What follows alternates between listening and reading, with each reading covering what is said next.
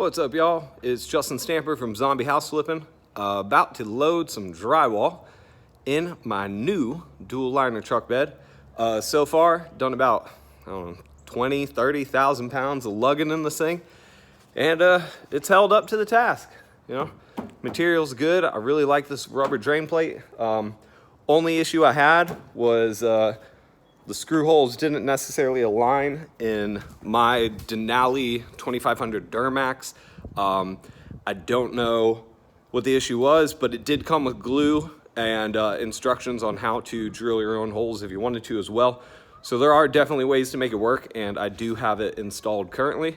Overall, it's a pretty cool product. I like it a lot, and my truck bed takes a beating. I mean, I've got this entire garage of materials that I'm about to load up, easily a couple thousand pounds in flooring and drywall, and this thing stands the test.